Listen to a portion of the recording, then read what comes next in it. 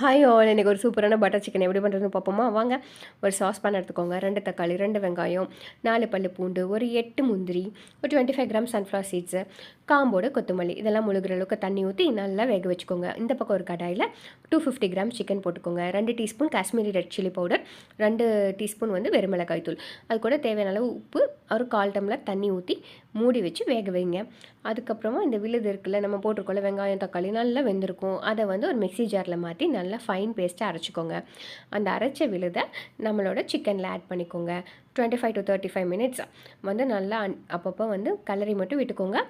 நல்லா வெந்துடணும். சிக்கன் நல்லா வேக வரைக்கும் வெயிட் பண்ணுங்கள். நல்லா வெந்ததுக்கப்புறமா அதில் க்ரஷ் பண்ண kasuri methi, butter chicken, so 2 teaspoon butter அதில் ஆட் பண்ணிடுங்க. அதுக்கப்புறம் மில்கோட க்ரீம் இருக்குல்ல, அதை மேலே போட்டுருங்க. அவ்வளோதாங்க, செம்ம டேஸ்ட்டான பட்டர் சிக்கன் ரெடிங்க. இது சப்பாத்தி, நான், பரோட்டா, ரொட்டி எல்லாத்துக்கும் செம்ம டேஸ்ட்டாக இருக்குங்க. கண்டிப்பாக ட்ரை பண்ணி பாருங்கள். கிட்ஸ்க்கெல்லாம் அவ்வளோ பிடிக்கும். ரொம்ப ஹெல்த்தியும் கூட.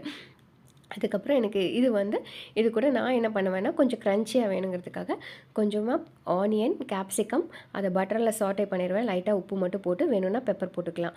செம்ம டேஸ்ட்டாக இருக்கும். இது கண்டிப்பாக வீட்டில் ட்ரை பண்ணிவிட்டு எப்படி இருக்குன்னு சொல்லுங்கள். நம்மளை ஃபாலோ பண்ணிக்கோங்க. இதே மாதிரி ஈஸியான ரெசிபீஸை நம்ம டெய்லியும் போஸ்ட் பண்ணுவோம். ஸோ நம்மளை கண்டிப்பாக ஃபாலோ பண்ணிக்கோங்க. சமைச்சு பார்த்துட்டு எப்படி இருக்குன்னு கண்டிப்பாக எல்லோரும் கமெண்ட் பண்ணுங்கள். பாய், see you.